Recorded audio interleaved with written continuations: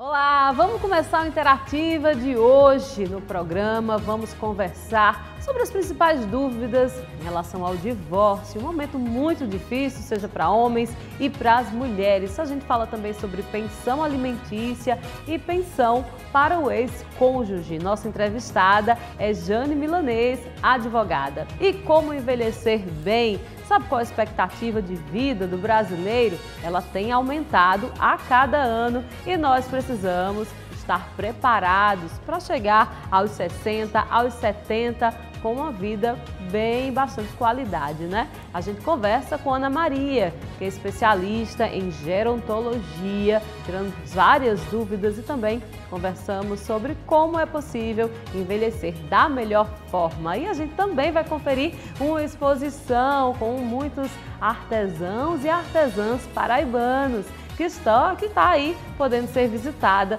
durante todo o mês. Isso tudo agora no Interativa.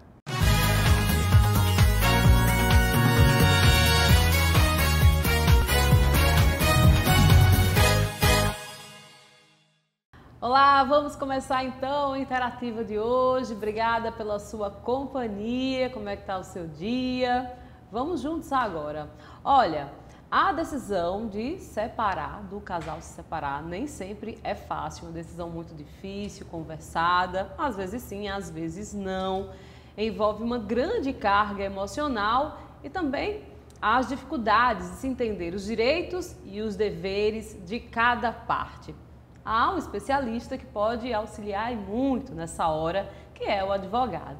Por isso eu estou hoje com Jane Milanês, que é advogada, especialista no assunto e também vice-presidente da OAB Paraíba. Oi, Jane, tudo bem? Oi, Juliana, obrigada pelo convite, tudo bem? Vamos conversar aí com todos que nos acompanham aqui no Interativa. Obrigada. Pois é, Jane, como disse, a separação, né, a decisão de separar, de um casal separar, nem sempre é tão fácil. São os direitos, deveres, as dificuldades do dia a dia. Isso tudo é colocado em xeque no momento. Só que isso muitas vezes nem é feito de comum acordo, né? Hoje no Brasil, quais os tipos de divórcio a gente encontra? A gente tem o divórcio que pode ser consensual, que é o tido como amigável, né, que o pessoal conhece muito, e também a gente tem o divórcio litigioso, né, que é aquele onde as partes não estão de comum acordo e acaba a gente tendo que pedir uma autorização judicial que supre ali a assinatura daquele ou daquela que não quer assinar o famoso divórcio. Quais são as partes do divórcio? Quanto tempo ele dura? O que é necessário para se entrar com esse pedido? Olha, hoje é muito rápido o divórcio, seja ele pela via amigável ou consensual ou ainda o litigioso, né? Aquele que a gente precisa da entrada para pegar uma autorização com o juiz. Se for amigável, você vai no cartório e se divorcia lá, todo mundo assina, sai todo mundo já divorciado e com esse registro de averbação desse divórcio na certidão de casamento. E se for litigioso, a gente teve uma alteração que traz a desnecessidade de autorização do outro. Então, se eu sou casada, eu quero separar do meu marido, ele não quer, não tem problema. Contrata um advogado ou ainda por meio da Defensoria Pública, apresenta o pedido de divórcio ao juiz e em tutela de evidência, como a gente chama, a gente que é do direito, o juiz ou a juíza já automaticamente concede o divórcio sem sequer perguntar à outra parte se ela quer conciliar ou não. Mas essa pessoa, ela precisa levar provas, documentação, o que ela precisa apresentar perante a justiça? Absolutamente nada, somente dizer que não quer mais viver naquele casamento. Ela não precisa apresentar prova de nada, não precisa dizer o que aconteceu, por que quer se separar, apenas dizer que quer se divorciar. O juiz ou a juíza não faz nenhuma pergunta, não pode fazer nenhuma pergunta, nem escuta a parte contrária, nem mesmo a própria parte e já automaticamente dá a decisão decretando o divórcio. Então a justiça, ela avançou muito nesse aspecto, né? Muito, porque antes a gente nem conseguia se divorciar, né? Mulheres. Muitas mulheres, principalmente, né? Sofriam anos e anos sem ter sequer a oportunidade de se desvincular de um relacionamento que já não era tão bom, né? É verdade. E Jane, e quando há bens e filhos? Aí é que complica. O divórcio sai do mesmo jeito. O divórcio não muda pelo fato de ter bens ou de ter filhos. O divórcio sai independentemente da concordância do outro ou da outra. Agora, todo o restante que vem junto com o divórcio fica lá para ser decidido, que pode ser por via do acordo, seja fora do processo ou nele, mas fica lá pendente. Isso vem partilha de bens, vem a pensão alimentícia para filhos, se houver filhos, como também vem pensão alimentícia para ex-marido ou para ex-mulher. Depende das circunstâncias. Então, todas essas questões, elas ficam para serem decididas após a decretação do divórcio. Então, o divórcio decretado, eu já estou separada, Isso. Porém, o processo dos bens, vamos lá, por partes, né?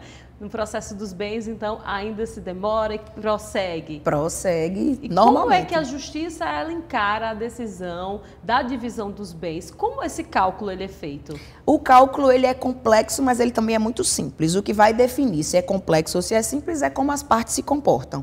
A lei ela já traz para a gente, para o jurista, como a gente deve agir. Então, se não tem acordo, aí a gente vai analisar qual é o regime de casamento, porque esse regime é o que vai definir se a partilha vai ser meio a meio, se não vai ter, quem tem direito ao que eu não tenho. Mas o regime legal que a gente chama, ou seja, aquele comum que as pessoas casam, a maioria dos casais casam, é o regime de comunhão parcial de bens. Neste, tudo que foi adquirido, e aí eu vou usar um termo aqui jurídico, mas vou traduzir, a título oneroso, ou seja, eu paguei para ter e sou e vivo ali com aquela pessoa, seja em união estável ou dentro de um casamento formal mesmo, eu vou ter que dividir meio a meio quando eu me separar dela ou dele. E essa divisão não importa se a pessoa deu alguma contribuição ou não. Independente. Vai dividir metade, metade. E aí, como é que funciona na prática? Se tem acordo, a gente já diz, fulano vai ficar com tantos por cento, ou então eu vou ficar com a casa ou com o carro, outro vai ficar com isso ou com aquilo. Ok, coloca no papel, todo mundo assina, o juiz somente homologa. Mas se não tem acordo, como é que termina? A gente faz o levantamento de todos os bens, divide ali pela metade, logicamente os bens indivisíveis a gente não divide a metade, mas a gente diz que a venda do valor apurado vai ser dividido a metade, fixa um prazo para a venda daquele bem, mas Jane não vendeu o bem, e aí? Leilão. A gente fixa um prazo, depois esse bem eventualmente pode ir para um leilão, nesse leilão havendo a venda efetiva, a divisão do que restou de valor líquido. Entendi. E no caso dos filhos, como é que se define guarda e também a pensão alimentícia? Aí sim é complexo. Por quê? Porque bem é patrimônio. Patrimônio a gente pode dispor, patrimônio a gente ganha, a gente perde. Filho, filha não. Aí a gente já está tratando sobre uma vida, sobre uma pessoa humana. E aí sim, de tudo que envolve essa área do divórcio, esta é a parte mais complexa. É a parte de lidar com a guarda dos filhos e das filhas, a forma de convivência e a pensão alimentícia. Então, como funciona? Em regra, a guarda ela é compartilhada. Se ela não for compartilhada, essa guarda ela é unilateral. A diferença é que na guarda compartilhada, ambos os pais, seja dois pais, seja duas mães, ou pai e mãe, vão ter o mesmo direito de fazer o controle da vida daquela criança, de opinar, de decidir, de acompanhar. Na guarda unilateral, só um dos pais ou mães que pode ficar com esse poder de decisão, de acompanhamento. Então, essa é a diferença. Agora, morar em qual casa, que é outra coisa que tem a ver com guarda, mas na verdade aí já é modelo de convivência. No modelo de convivência, eu posso fixar um único lar como sendo o lar de referência, e a gente vê muito comum ser o lar da mãe, mas isso não é uma regra, pode ser o lar do pai, tá? Então, a gente fixa um lar de referência e geralmente quem não tem o lar de referência, que pode ser ou a mãe ou o pai, pega nos finais de semana alternadamente a criança para fazer a convivência e devolve geralmente na segunda, no domingo à noite. E tem também aqueles casais que optam por dividir a semana. Então, fica comigo de segunda a quarta, com você de quinta a sexta e a gente divide o domingo alternadamente. E assim, depende muito da prática de cada casal. Então, a parte que fica com o filho, o marido ou a mulher, a ex-mulher ou ex-marido, ele é obrigado a pagar o aluguel da casa onde o filho vai ficar? O que ele ou ela é obrigado a pagar é o valor referente à pensão alimentícia. Ambos estão obrigados, seja pai ou mãe. Por quê? Porque o dever de pagar a pensão alimentícia é um dever solidário, em razão da parentalidade. Então, eu tenho que pagar. Quem vai pagar e quanto, o que vai definir muito, às vezes, é o modelo de convivência. Então, se eu tenho aquele modelo de convivência onde a criança fica mais tempo na casa de um que do outro, esse outro que fica menos tende a suprir esse prazo que não fica, não para suprir presença ou afeto, mas em razão de custos mesmo, porque não está com a criança, fazer o pagamento da pensão alimentícia. Também com relação à pensão, vai ser ainda analisada quem pode pagar quanto e isso. Qual é a necessidade de quem vai receber. E ainda a proporcionalidade, porque ambos são obrigados a arcar com pensão alimentícia, tanto o pai quanto a mãe. Mas se tem um que ganha mais que outro, então esse outro deve ser onerado a mais, ou seja, deve pesar para ele uma parcela maior dessa pensão. Às vezes não é nem porque um ganha mais que o outro, mas como está havendo muita decisão sobre a perspectiva de gênero, às vezes é porque a mulher ela deixa de trabalhar para estar com a criança. Então já tem muitas decisões na atualidade que vem abarcando esse tipo que a gente chama de trabalho invisível, que observa a perspectiva de gênero, onde a mulher ela não tem condições de estar fora para oferir renda e por isso o homem ou a outra mulher, enfim, que trabalhe, vai ter que fazer, tentar suprir essa lacuna de alguma forma. E todas essas decisões independem da forma com que o casal ele é feito, seja homem, mulher, homem. As decisões são sempre com base na formação da família, é isso? Quando a gente fala sobre guarda e sobre pensão, a atenção total é para a criança. Então, independe o gênero. Ali o objetivo é resguardar o melhor interesse da criança. E de que forma comprovar a renda? A gente tem pessoas que trabalham, né, muitos profissionais liberais que trabalham, não tem uma renda fixa ou uma carteira assinada e há uma grande dificuldade de se comprovar a renda para chegar a um valor certo. Muitas vezes a mãe sabe que o ex-marido ganha muito mais do que ela, porém ele vai lá e usa um artifício para diminuir a renda dele. Como a justiça, e você como advogada, como você consegue comprovar esses ganhos para ele? É o famoso profissional autônomo, né, que diz, isso é o quê? Eu sou autônomo. E aí a gente tem muita dificuldade de comprovar essa renda. Quando a pessoa não tem renda comprovada, existem hoje outros meios, né? O judiciário dispõe de sistemas que faz busca de bens, de movimentações bancárias. Então, assim, essa pessoa ela recebe dinheiro por alguma via. Ela não está ali aleatória ao mundo, até porque hoje você fazer uma movimentação exclusivamente em dinheiro a todo tempo não é mais uma realidade. Você pode até conseguir uma boa parte fazer isso, mas você inevitavelmente não consegue fazer isso no todo. Então a gente hoje já tem a possibilidade de fazer a quebra do sigilo bancário e fiscal dessa pessoa, então a gente consegue levantar os últimos 3, 6, o último ano de toda a movimentação bancária dessa pessoa. Lembre que quando a gente entra com a ação, a pessoa pode até se organizar do momento que ela está sabendo em diante, a começar a omitir movimentação bancária, mas antes não. E aí a gente nunca pede da atualidade, a gente pede as movimentações anteriores ao ajuizamento da ação, que é para a gente ver como é que aquela pessoa se comportava financeiramente. E se ela diz que não tem renda, ela vai ter que explicar que movimentação bancária é aquela que ela tem, porque esse dinheiro ele está vindo de algum lugar e está indo para outros lugares, e aí a pessoa não tem como fugir, acaba identificando ali que na verdade aquela pessoa tem renda. E como ficam os relacionamentos? A gente sabe que hoje há o namoro, há o noivado, há o casamento, nem sempre é um casamento instituído, mas o casal convive junto, mora junto, tem um relacionamento de muito tempo. Nesses casos de separação, como é que a justiça e como você atua? E qual a forma de se garantir direitos e deveres a ambas as partes? Isso é um problema grande, porque as pessoas, quando elas estão no relacionamento, elas vão na emoção. E esquece que relacionamento não é nada mais do que um contrato. Você pode se envolver, você pode se emocionar, é legal, é bacana, é romântico, mas nós estamos ali diante de um contrato na vida civil. Então, se você está se relacionando com a pessoa, você automaticamente começa a adquirir direitos e também de ter deveres. E isso precisa ficar muito claro entre as pessoas. O que é que eu costumo falar sobre conscientização?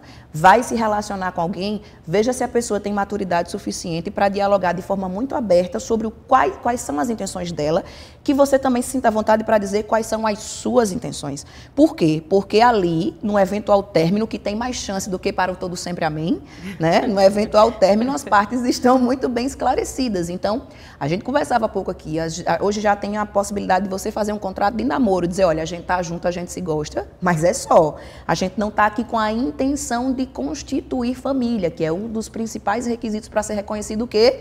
A união estável, que nem é o casamento formal, mas também não é o namoro. Mas nessa união estável, eu já reconheço o que aqui? O direito de partilhar bens, meio a meio, porque eu aplico aqui o regime de separação de comunhão parcial de bens. Então, assim, o que é que tem que fazer? Conversar muito abertamente, isso é uma necessidade. Eu sei que está todo mundo ali apaixonado, envolvido, aquela coisa toda do início, mas não deixe de lembrar que você está ali no ato da vida civil e prestes a entrar em algum problema. Então, é bom esclarecer. É assustador pensar nisso, né? Mas ninguém já quer, passamos né? do tempo em que relacionamentos eram só sobre amor, né? Exatamente. Não é, até porque somente com amor ninguém sustenta relacionamento. E eu digo isso baseado não só porque trabalho nessa área, mas pela movimentação social, que todo advogado não deixa de ser um analista. Eu sou pós-graduanda em neurociência e comportamento humano, justamente porque me atentei a ficar observando essas relações. E nessas relações a gente vê que se não tem amor, às vezes até se não tem recursos, a grande probabilidade é que realmente não dure com tanta estabilidade. E aí você também tem a sua rede social, seu Instagram muito movimentado. E eu acredito que são muitas, principalmente mulheres, que te buscam, né, para ter informação, para tentar receber algum alerta seu. Você está bem atuante hoje também na rede social, né? Eu sempre gostei muito da rede social porque eu sempre fui fanática por comportamento humano, na verdade. É porque eu só tive a oportunidade de estudar sobre isso agora, porque isso é uma vaidade praticamente. Você, nessa altura, conseguir fazer uma pós-graduação numa área que você gosta é diferente do que você precisa, né? Eu toda a vida me dediquei a estudar o que eu precisava estudar para, enfim, já é uma outra questão, sair de onde eu estava para chegar onde eu cheguei, né? E aí chegando, eu digo, agora o que é que eu posso escolher da vida? Aí, enfim, fui estudar e eu faço muitas críticas sobre comportamentos sociais. Um deles é a parte de músicas, eu recito muitas músicas que a gente canta involuntariamente, mas elas são repetidoras de padrões machistas, misóginos, que violentam mulheres e que confirmam violência doméstica nas casas. Então, são esses comportamentos que eu falo muito na minha rede social, compartilho muito momentos de audiências, de conflitos em audiências, de como as pessoas conseguem identificar direitos e deveres ali. Então, em razão disso, acaba realmente tendo ali uma interação muito grande com o público. Mas, por incrível que pareça, a minha maior cartela de clientes é masculina. Olha, é um grande serviço prestado, né? A gente sabe que rede social deve servir para isso, né? Para informar, entreter também, mas ter uma informação de qualidade que você troca com outras pessoas é muito importante. Agora, a Jane também é vice-presidente da OAB Paraíba. Ela não contou a história dela, mas é uma história de muita luta, de estudo, de perseverança, né? E de de abdicar de muitas coisas da vida, né, Jane? Muita. Como foi essa construção até chegar à vice-presidência, passando por uma campanha, uma linda campanha? Foi. Juliana, é muito difícil você ser periférica, sem estudo, sem formação, sem seus pais terem uma formação e você conseguir ocupar um lugar social. Então, assim, hoje, as pessoas que me olham, elas não têm nem ideia de quem eu realmente sou e de onde eu realmente vim. Por isso que eu faço questão de sempre compartilhar nas minhas redes para que as pessoas não me achem hoje, que achem que eu estou num pedestal, porque de fato não estou. E o lugar onde eu cheguei me ajuda muito a continuar abrindo portas, principalmente para quem está iniciando na advocacia, que acha que não é, o seu lugar, o seu espaço, porque o direito ele é realmente ainda certamente um pouco elitizado. É muito ainda machista um ambiente, apesar de sermos no Brasil a maioria de mulheres advogadas, mas ainda é dominado por homens o mercado do direito. Mas eu tinha sempre um sonho de ser alguém na vida. Sabe aquela frase que você escuta desde criança? Será que vai ser alguém na vida? Né? E eu não era ninguém na vida. Eu tinha ali a minha mãe, que tinha um bar em Bahia, né? Eu sou de Bahia, quem não sabe, que estiver assistindo, eu sou de Bahia. E minha mãe tinha um bar. o casamento dela não deu certo, né? Ela ficou comigo recém-nascida, sozinha. E aí a opção que ela teve foi uma proposta que ela recebeu, porque na época perdeu o emprego, e aí ofertaram para ela trabalhar nesse bar. E ela abriu um bar, eu lembro muito bem, quando ela abriu o bar eu tinha quase 2 anos de idade. E nesse bar eu fiquei até meus 27 anos. Cresceu nele. Eu cresci e mais que cresci, eu me criei nele e eu digo a todo mundo que foi a minha maior escola de vida. Eu acho que foi a partir daí que eu me interessei muito por estudar comportamento humano. Então, para você ter uma ideia, milkshake foi uma coisa que eu vim conhecer já universitária. Né? Não tem quem diga, você olha para mim, você não vai achar isso, muito pelo contrário, você vai achar que eu tive todo um berço, um nome, um sobrenome e uma história, mas não, eu vim conhecer milkshake na universidade, eu andei de ônibus durante boa parte do curso, ontem eu compartilhei um post, ainda deve estar aí no meu story do Instagram, que eu compartilhei em 2022, quando eu passei já no meu carro, por uma parada de ônibus na Epitácio Pessoa, que eu já estava ali na reta final do curso, e eu chorando por volta de 11 horas da noite lá, porque eu digo, eu não tenho mais condições de continuar esse curso. Eu saía de casa de manhã muito cedo, me dividia entre 2 estágios, estudava à noite, quando chegava em casa, eu ia ajudar minha mãe no bar. Então, assim, era humanamente quase impossível. Não foi impossível porque eu cheguei, né? Chegou. E aí estudava. E nesse dia dessa parada de ônibus, eu fui chorando até a integração, porque eram 2 ônibus. E eu só estava na Epitácio, porque eu tinha conseguido uma carona que me deixou na Epitácio, porque na Epitácio tinha mais opções de ônibus. Lá no Unip só passava o Ceasa. Então fazia um tour em João Pessoa para depois ir para a integração, para da integração pegar outro ônibus para Bahia. E aí eu cheguei, guardei meus livrinhos, minha bolsa e tal, minha mãe ainda notou que eu estava com a cara meio inchada, eu disse, não é porque eu estou com dor de cabeça. Mas eu tinha vindo chorando, que eu disse, meu Deus, eu vou desistir desse curso. E uma aflição que eu tinha muito grande é porque eu passava pela janela do ônibus, eu via carros passando ali na Epitácio, a Epitácio sempre foi muito movimentada. E eu dizia, será que um dia eu vou ter meu próprio carro? Será que com esse curso eu vou conseguir ser alguém? Porque depois que eu me formar, eu continuo sendo ninguém, eu não tenho ninguém na área jurídica que possa me guiar. E aí eu pensei em desistir esse dia, mas aí, como toda pessoa que não tem muita opção, na verdade não tem, você chora de noite e acorda com força pela manhã, né? E aí eu chorei, mas no outro dia eu levantei e continuei estudando, continuei trabalhando, me dividia entre estágios e empregos, passei em estágios em primeiros lugares, assim, eu sempre fui muito dedicada porque eu sabia que eu não tinha opção de ser mediana, também tinha esse detalhe. Eu já concorria com muita gente que era importante, não só de nome, mas também de dinheiro. E a gente sabe que no mercado não é só ter conhecimento que vale, então eu precisava ser boa tecnicamente acima de todo mundo, eu precisava ter uma postura melhor que a de todo mundo, eu precisava ser melhor que todo mundo, porque o dinheiro eu não tinha e nem tinha o que no direito vale muito, que é a influência. Exatamente. E aí consegui ir me destacando aos poucos, trabalhando dia e noite sem parar. Hoje, às vezes, eu paro um dia de trabalhar, me sinto culpada, sendo que eu esqueço que eu trabalhei durante horas e horas e dias e noites e nunca tive intervalo. Mas aí, enfim, entrei na OAB, entrei na comissão de prerrogativas, nessa comissão me tornei vice-presidente, depois presidente, depois fui convidada por Arrisson, eu entrei na OAB em 2018. De 2018 a 2024 eu fiz essa caminhada, em 2024 ele me convidou para disputar as eleições para presidente, eu sendo vice, com ele na chapa, ganhamos a eleição histórica, com a votação mais expressiva de todos os tempos, e aí depois de toda essa história, 12 anos de advocacia, eu tenho e hoje sou vice-presidente da OAB Paraíba. Uma trajetória que demonstra que a educação realmente transforma, ela rompe barreiras, ela é capaz de te fazer superar muitos obstáculos, com muita determinação, é lógico, não é? Muitas noites de sono interrompido, sem saber o que vai vir no outro dia. Mas, enfim, essa é a Jane Milanês. Gostei demais de conversar com você, Jane. Eu também, já agradeço demais o convite.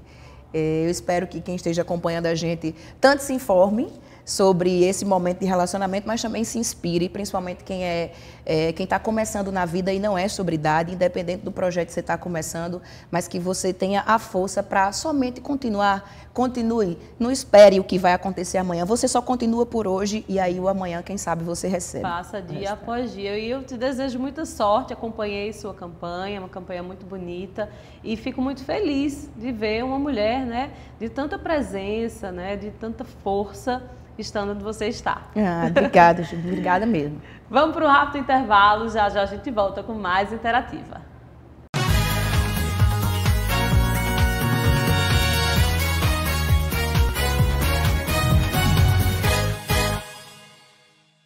Delavia Center Car, peças e serviços automotivos. Aqui você vai encontrar profissionais qualificados que irão cuidar do seu veículo. Pneus novos, peças em geral, troca de óleo e alinhamento 3D, deixando você mais seguro na hora de pegar a estrada. Os melhores preços em peças, pneus e serviços. Fica na Avenida Pedro Olâmpio da Silva, número 2000, Centro, São Bento. 99884-5678. Invista já na segurança do seu lar e do seu negócio. O Grupo Alerta lhe oferece diversos serviços, entre eles o de segurança eletrônica. Conte com quem já tem confiança e credibilidade no mercado. Estamos presentes na Paraíba, Pernambuco, Rio Grande do Norte, Sergipe, Alagoas e Ceará. Além da segurança eletrônica, você ainda pode contar com a tranquilidade de ter uma excelente segurança pessoal, com o padrão de excelência do Grupo Alerta. Acesse nossas redes. Mulher, o vizinho continua maltratando aquele cachorro. Mas isso é crime. Vou perguntar aqui à lei como denunciar e qual é a punição. Consulte as leis e chame a Lê, a nova assistente virtual da Câmara de João Pessoa. O aquecimento global está provocando efeitos climáticos inesperados. Altas temperaturas, muitas chuvas e até tempestades. Mas as equipes da Prefeitura estão de prontidão 24 horas por dia. E em breve, João Pessoa vai contar com o Centro de Cooperação da cidade, um dos mais modernos do Brasil. Em caso de emergência, ligue 199 e entre em contato com a Defesa Civil. Prefeitura de João Pessoa. Com a Sintercom Fibra, a sua experiência de conexão vem com sensações incríveis. Vem com o balanço do seu som, com emoções, ação e vibração, com muita diversão e aventura. O melhor do streaming para toda a família se divertir a qualquer hora. Tem aqui Sintercom Fibra, a internet ideal para você. Você sabia que quando uma calçada é rebaixada, o comerciante não pode restringir o estacionamento?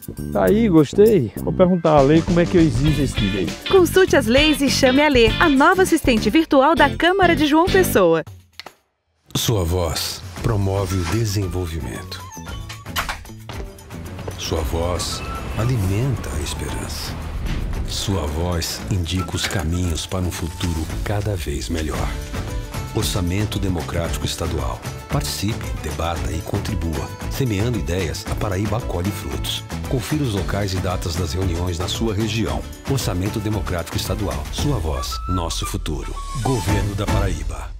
Esse gesto aqui você conhece. Pode ser legal, positivo, joia. Tem até mesmo outros significados ao redor do mundo. Mas em João Pessoa, ele também significa o respeito à vida. Motorista, ao se aproximar da faixa, vá freando devagar. Ligue o pisca-alerta e espere o pedestre atravessar. Depois é só seguir seu caminho. Respeite a faixa, respeite a vida. Uma campanha da CEMOB e Prefeitura de João Pessoa.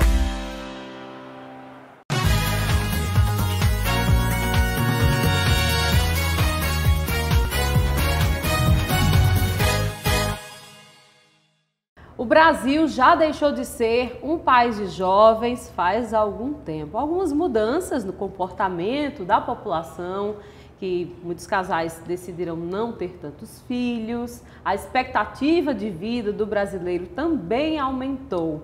E o que é que a gente tem a ver com isso? Nós que estamos aí entre os 30, 40 anos, como é o meu caso. É ideal que a gente saiba como envelhecer para que a gente prolongue os nossos dias de saúde, nossa qualidade de vida principalmente. Eu vou conversar com Ana Maria, que é fisioterapeuta em gerontologia, especialista no assunto, faz até parte da Sociedade Brasileira de Gerontologia, que tem números assim alarmantes, mas que trazem aí uma boa reflexão para todos nós, né, Ana Maria? É isso mesmo. Muito obrigada pelo convite, estou muito feliz em estar aqui hoje. E de fato, hoje nós somos um país com um grande número de pessoas idosas e o Brasil chegar nesse nível de envelhecimento, ele traz grandes desafios que nós teremos que enfrentar, não só do ponto de vista demográfico, que se fala do número quantitativo de pessoas idosas, mas desafios econômicos, sociais, de saúde, enfim. Hoje o Brasil, qual é a posição do Brasil no mundo em número de pessoas idosas? Hoje já somos o 6º país com maior número de pessoas idosas, né, do mundo. Se a gente levar em consideração que no Brasil a pessoa idosa ela é aquela que tem 60 anos, nós temos hoje mais de 30 milhões, na verdade, de pessoas idosas aqui no Brasil. É muita gente, né? Muita gente. Então, a gente está com uma tendência que em 2050, daqui a 25 anos, eu já serei uma jovem senhora, tenhamos 64 milhões de pessoas idosas, né? Então... quase dobrando esse número. Exatamente. Hoje, o Brasil hoje tem mais ou menos, existe um índice específico, que é o índice de envelhecimento. Então, o Brasil tem um índice de envelhecimento de 52, alguma coisa, exatamente eu não sei. O que quer dizer isso? É que nós temos 52 pessoas idosas para cada 100 crianças. Imagine, então, estamos nos aproximando. Se a gente trouxer isso aqui para Paraíba, por exemplo, nós já temos realmente também esse índice de envelhecimento. E o dado para João Pessoa, especificamente, eu acho que eu posso falar do nosso estado, sim, né, trazer esse dado aqui, é que nós temos 76,4 pessoas idosas para cada 100 crianças. Então, muito maior do que o número da média nacional. Exatamente, a gente está já aí acima da média nacional. E existem alguns municípios da Paraíba que já estão ali nos 100 a 100. Então, mais pessoas idosas do que crianças. A gente tinha aquela pirâmide, né, que era formada, a pirâmide da idade, que a base era feita de jovens, crianças, adolescentes. Essa pirâmide está se invertendo. Está se invertendo cada vez mais. A gente está conversando aqui e a pirâmide está sendo modificada. Aí você traz pilares importantes para o bom envelhecimento. E esses pilares, quais são? Esse é um dos grandes desafios do envelhecimento, porque para envelhecer bem, de forma digna, a gente precisa de algumas coisas, né? Entre elas, fazer atividade física regular, se alimentar adequadamente, ter vínculos sociais importantes, evitar o isolamento social, ter amigos, bons relacionamentos, enfim. Existem esses pilares especificamente que faz com que nós tenhamos mais condições de ter uma velhice mais saudável, mais ativa, que é algo que está sendo preconizado. Nós estamos em um período que chama a década do envelhecimento, que começou lá em 2021 e vai até 2030, onde é uma campanha da Organização Mundial de Saúde, onde os municípios, os países têm que desenvolver estratégias para poder viabilizar, né, esse envelhecimento digno e ativo.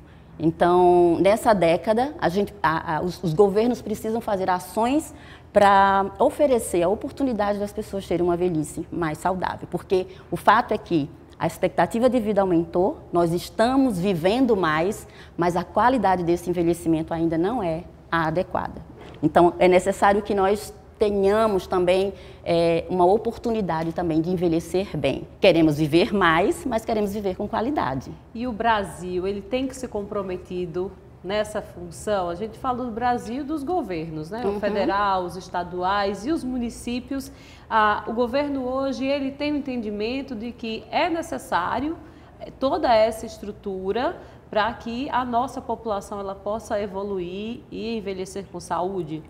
Existem algumas ações, né, que o Brasil é um dos países que estão comprometidos aí nessas ações da Organização Mundial de Saúde, dessa década do envelhecimento.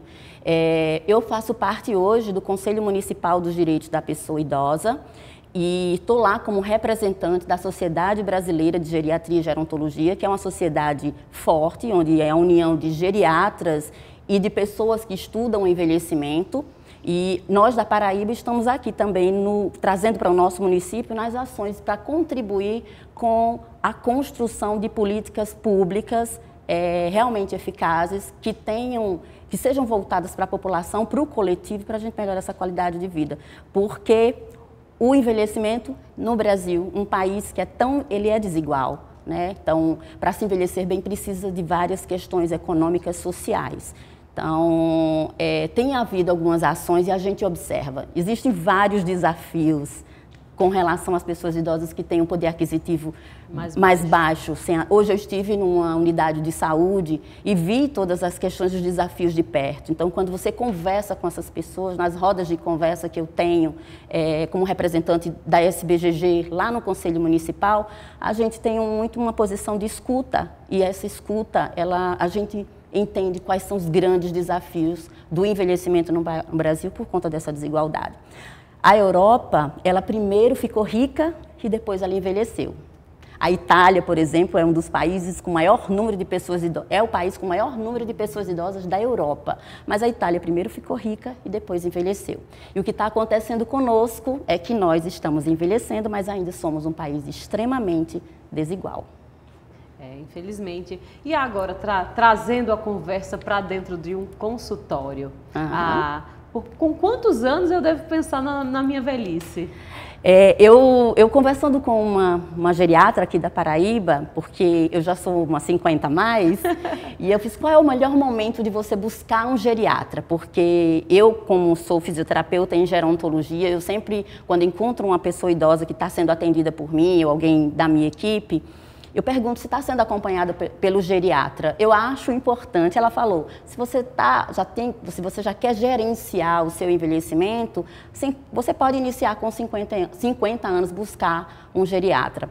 Mas hoje, o nosso entendimento do envelhecimento, ele deve começar muito cedo. Nós não somos preparados, não se falava tanto do envelhecimento como se fala hoje. E nós não estamos preparados para envelhecer.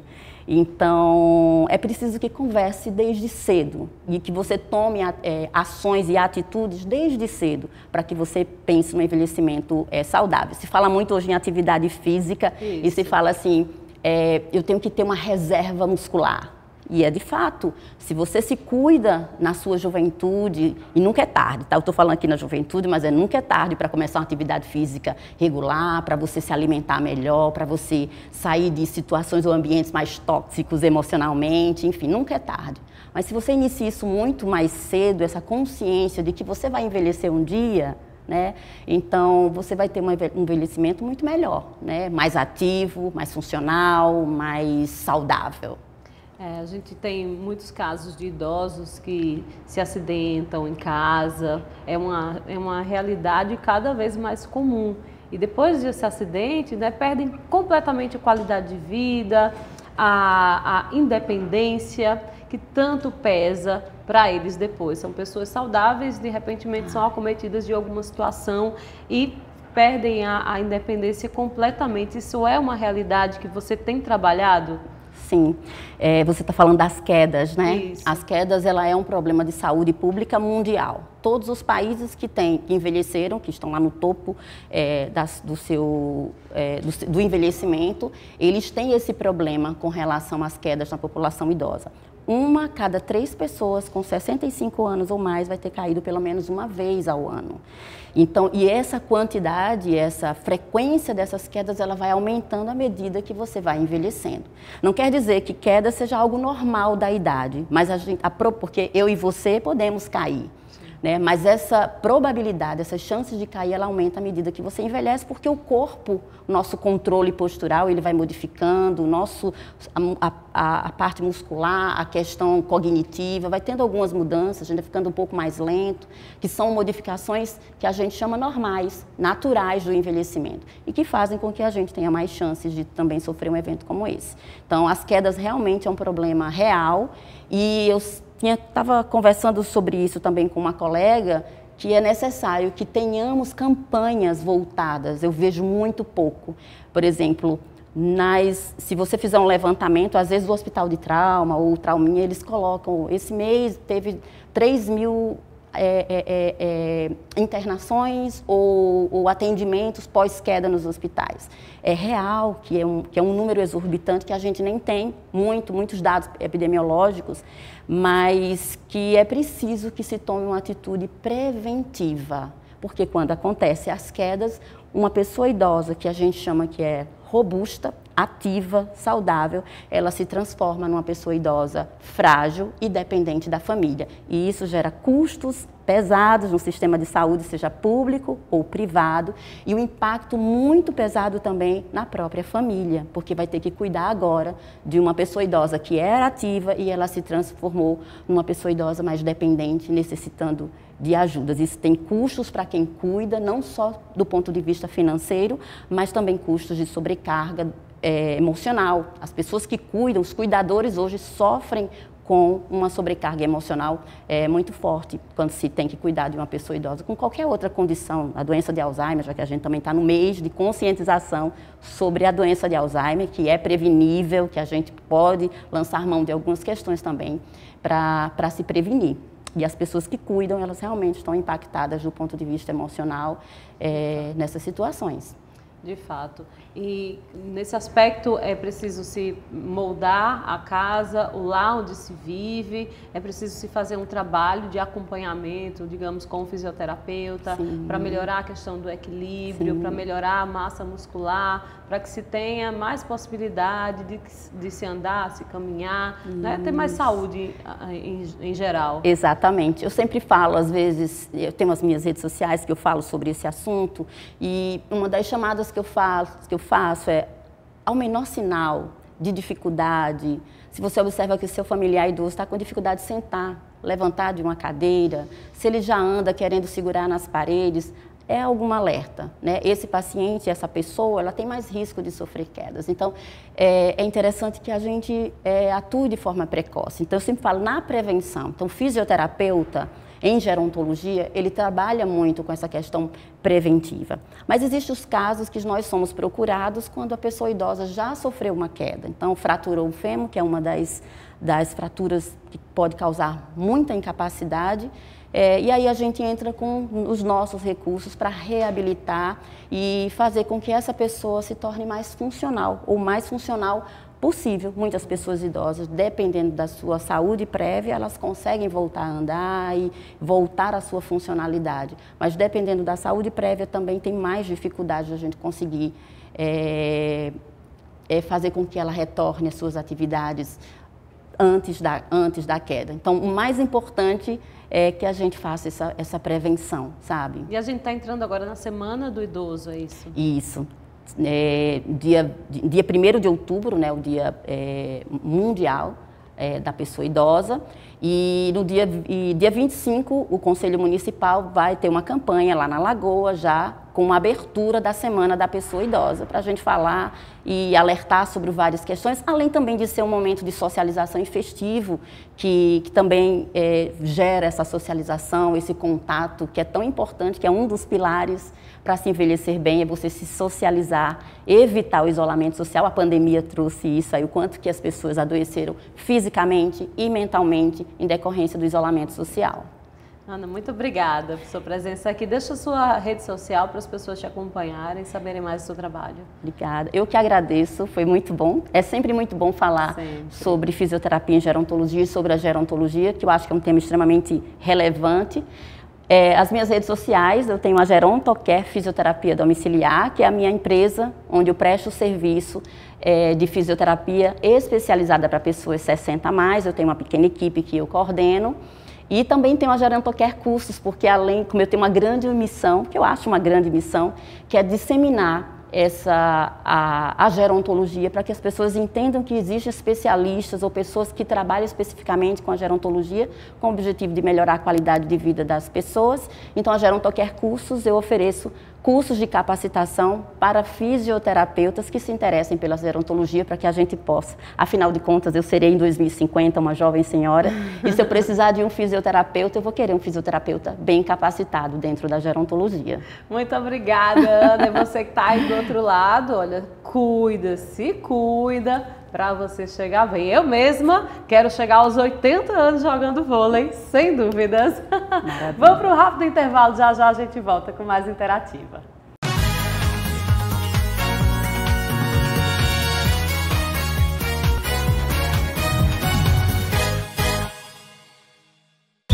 Tem ponto, tem gol.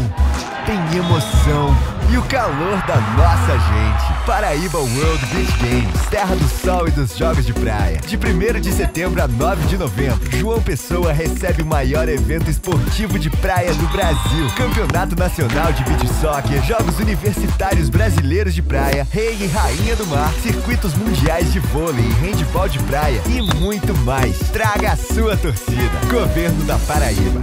Você sabia que quando uma calçada é rebaixada, o comerciante não pode restringir o estacionamento? É lei. Vou chamar a Lei aqui no Zap para saber mais detalhes sobre essa lei. Consulte as leis e chame a Lei, a nova assistente virtual da Câmara de João Pessoa. No Sicredi, acreditamos em um mundo repleto de cooperação. Acreditamos que existem novas maneiras de repensar velhos hábitos. A gente faz acontecer juntos porque sempre existe uma alternativa mais justa e humana para tudo. Inclusive para a sua vida financeira. O Sicredi rende mais para você e para todos à sua volta porque reinveste recursos na sua região, incentivando a economia local. Escolha o Sicredi, onde o dinheiro rende um mundo melhor. Nos 440 anos de João Pessoa, o governo da Paraíba está fazendo história. O novo Hospital da Mulher já está atendendo. A grande reforma do Palácio da Redenção foi finalizada e agora abriga o Museu da História da Paraíba. O novo Centro de Treinamento dos Bombeiros também está pronto, junto com as reformas da Delegacia Geral da Polícia Civil, da FUNAD, das escolas Sesc Centenário, Maria Bronzeado e do Teatro Santa Rosa. Bora, Paraíba! Aqui tem futuro. Governo da Paraíba.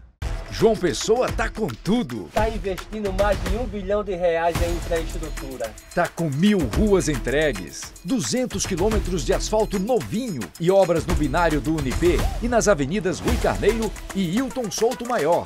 Tá avançando com a Ponte do Valentina e o Parque da Cidade. E vem aí a reforma do Mercado Central e o Complexo Viário Beira Rio. Tá com tudo mesmo. Prefeitura de João Pessoa, cidade em crescimento. Vou falar com a Lei. Acho que precisamos de uma lei para o passo estudantil. Consulte as leis e chame a Lei, a nova assistente virtual da Câmara de João Pessoa. O Roberto entendeu que merece um tempo para se cuidar. Para Dona Luzinete, trabalhar é ter mais saúde. Já a Júlia trabalha por um futuro promissor para seus filhos.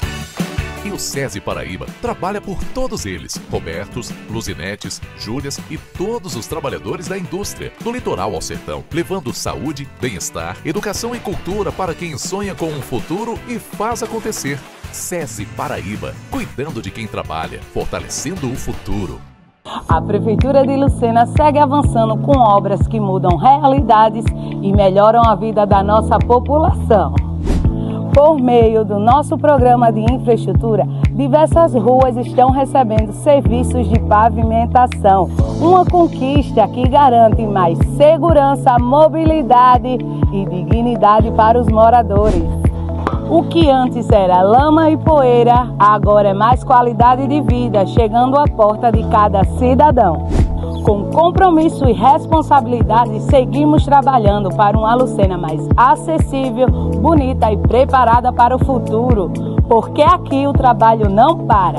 É a Prefeitura Municipal de Lucena, a gestão que transforma.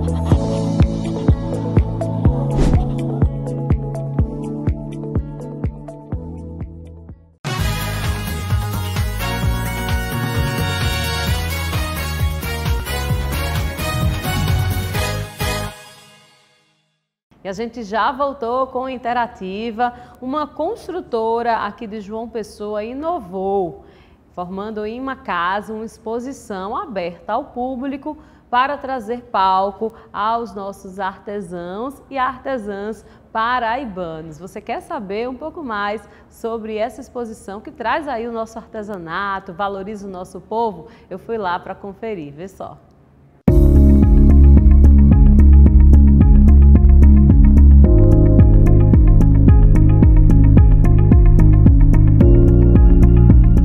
Qual é a proposta da casa? Por que ela foi pensada? A MGA é uma grande admiradora da nossa cultura. Há um ano a gente tem desenvolvido um projeto que ele conta um pouco dessa história da Paraíba, onde ele já tem viajado por muitos lugares, muitas cidades, mostrando que a nossa beleza não é só o mar. ela é uma beleza cultural muito rica, muito repleta de história. E a casa, ela vai ser a concretização desse projeto, onde a gente pode abri-la para ter a vivência, ter acesso a toda essa cultura do nosso artesanato, que é tão rico, e as pessoas podem vir aqui e viver toda essa experiência. A proposta é que ela siga até o dia 20, agora desse mês, onde a gente vai estar aberto das 14 às 18 horas.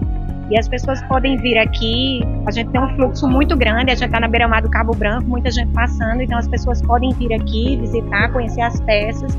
A gente tem a informação do artesão, então a informação do artista, você vai ter acesso e poder, junto a esse artista, comprar mais peças, ver alguma peça para levar, para esse turista levar para a sua cidade, ou as pessoas daqui também visitar e conhecer mais de perto esse artesanato que é tão rico, né? É uma casa que é de 87, eu acho, 85, e ela tem uma história, uma energia, uma casa que inspira esse universo cultural. Então foi isso que despertou na gente viver também, trazer para dentro dessa casa, fazer algumas curadorias que mostrasse um pouco essa cultura, mostrasse um pouco a nossa história e o nosso artesanato, iniciando com o nosso artesanato, né, que vai ter, esse calendário vai ser um pouco extenso e a gente vai trazer outras mostras com outros universos de exposições.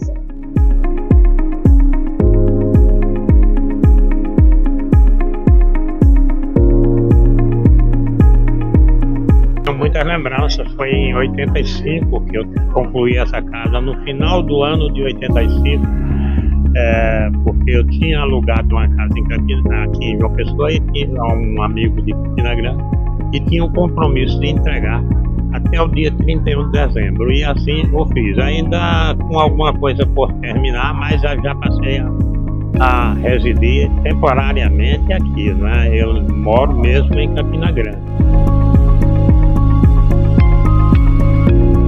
Propósito da própria construtora, ligar-se à arte e estimular aqueles que precisam do espaço, que precisam da colaboração, que precisam do incentivo aos artistas, como faz a MGA, com muito boa vontade, com muito apreço aos artistas paraibanos.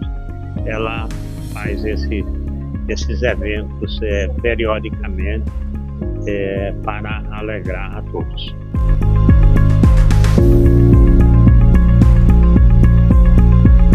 Como é que é ver o seu lar hoje transformado nesse espaço de arte, né?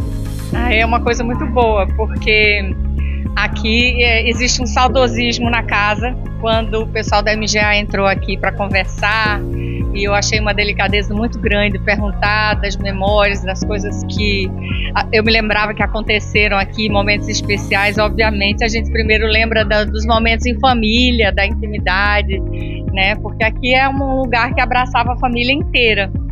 E tem outros momentos especiais, a cultura sempre esteve muito viva aqui. Glorinha Gadelha, que é prima do meu pai, vinha aqui com Sivuca, e foi aqui que a gente descobriu um momento muito especial, quando ele disse como tinha criado a música Feira de Mangaio, que foi em Nova York. Nessa sala a gente ouvia essas histórias. Aqui também que a gente começou a criar o Livro do Mar. Então, quando Cristina falou que queria criar um espaço para a experiência do cliente, eu falei, bom, a gente tem que honrar João Pessoa, a cidade criativa do artesanato, a cultura local, a música, a literatura e todas essas coisas que fazem parte aqui da história da casa, todas as pessoas que passaram aqui ligadas à cultura paraibana. A partir dessa ideia que eu coloquei para ela, né, vamos fazer um espaço de cultura. As construtoras têm trazido um monte de gente para cá, tem dado abrigo a tantas pessoas que vêm para cá por causa do sol, por causa da praia, e eu achei interessante ela gostar da ideia de oferecer também um pouco da cultura, né?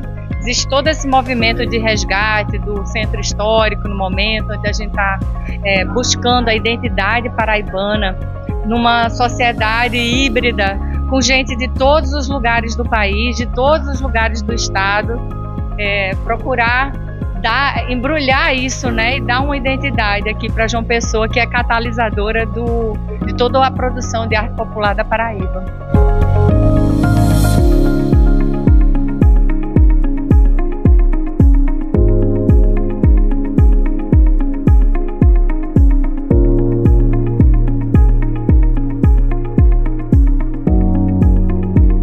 como é que foi pensada a casa, né? Como é que a senhora está hoje vendo já tudo pronto? Não, eu tô adorando, porque inclusive é muito interessante a gente ver as peças de artesanato serem utilizadas de uma maneira muito bonita e muito, porque é uma forma do artesão vender suas peças e ver que como isso é importante numa casa, porque tem muita gente que não usa nenhum artesanato que corresponde à sua terra, mas aqui está demonstrando como deve ser usado.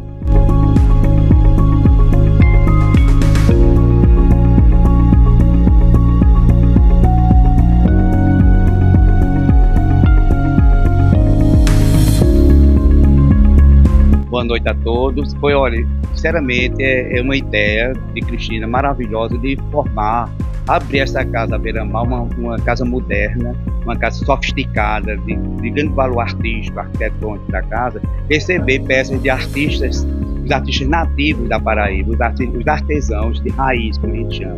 Quando você vê a renda, você vê a cerâmica, peças de madeira, cadeiras e objetos, costureiras, enfim, qualquer objeto dentro de um contexto popular, se juntar a uma casa sofisticada, um lugar projetado com objetos eruditos, como nós temos aqui, uma mesa muito bonita, que se junta e casa muito, ela dialoga bem. O rústico com o sofisticado, ele dialoga muito bem. Então foi uma ideia muito interessante das meninas que fizeram aqui, com esse projeto de vir em outros momentos, dentro da cultura paraibana, dentro da arte, incluindo a literatura, incluindo pintura naif e outros segmentos da arte aqui na Paraíba, até o fevereiro, que vai ser uma efervescência muito grande cultural na orla, até terminar o projeto que se encerra em fevereiro.